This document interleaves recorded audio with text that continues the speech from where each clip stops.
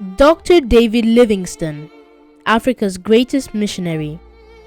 David Livingstone was born on March 19, 1813 in Scotland.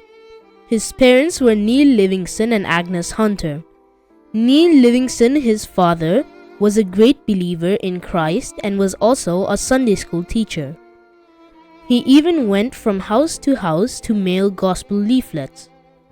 From a young age, David Livingstone was taught lots of missionary stories, making him desire to become one himself. He grew up in a poor family living in poverty, so to provide for them, he used to work in a cotton mill at the age of 10. He went to work from 6 a.m. to 6 p.m. Although he worked for 12 hours every day, he went to a night school to study. Because of his interest in science, he loved nature, observing God's wonderful creations. But his father did not like science because lots of atheists try to prove that everything within the universe was created by science and that God is not real. Even so, David Livingstone believed that everything God did has a way, which is what science is. Likewise, he had the will to become a doctor. As he got older, on one hand he worked at the cotton mill and the other hand he studied for his education. He made it into the Glasgow University in the year 1836. There he studied medicine along with theology and Greek for 2 years. And like that, he fulfilled his wish to become a doctor.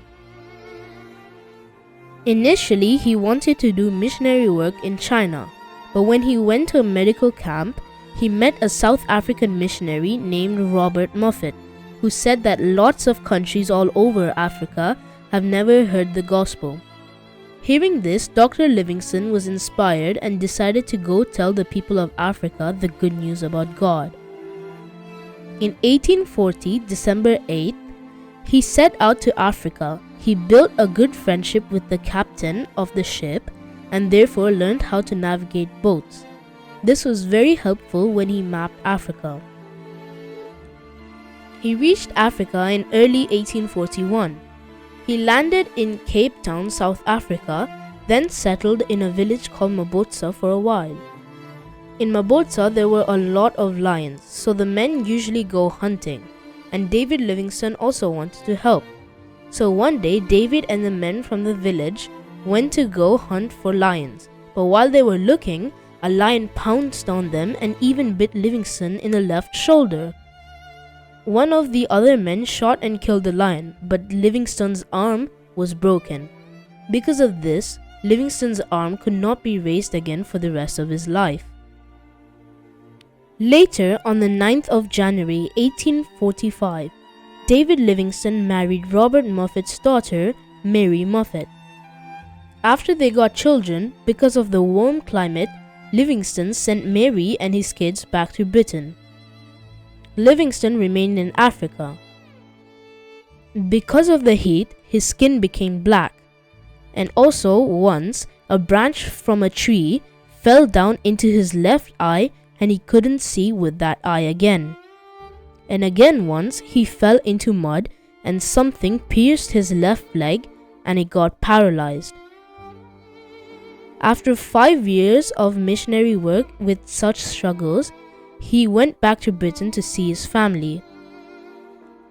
When Mary saw him, she could barely recognize it was Livingstone. Then, because his kids became old enough and are now in studies, Livingstone went back to Africa with only Mary Moffat. But unfortunately, after getting malaria, Mary Moffat died on April 27, 1862. Livingstone was shocked and grieved a lot. After this incident, Livingstone became fully devoted to missionary work and he mapped a large portion of the continent of Africa and brought it to light where everyone can see. Livingstone then became independent and no one knew where he was for 6 whole years. But one day, David Livingstone ran out of a certain medicine he needed to get better, so he prayed. After a while, a man named Henry Morton Stanley met Livingstone. He was looking for Livingstone for a long time and finally found him. God also answered Livingstone's prayer because Henry had bought the exact medicine he was wanting. Like this, David continued his ministry even though he was so ill that he had to travel around carried in a hammock. But finally, on May 1st, 1873, in a place called Zambia, David Livingstone was so tired and sick, he needed help to kneel down, and while he was praying, he went to meet the Lord. When they were going to take Livingstone's body to Britain for burial, the Africans pleaded to have Livingstone's heart because they loved him for all the works he had done to them, and they wanted his heart to be buried in their soil. So they did as they wished and gave Livingstone's heart, which they buried under the tree, while his body was buried in Westminster Abbey in Britain.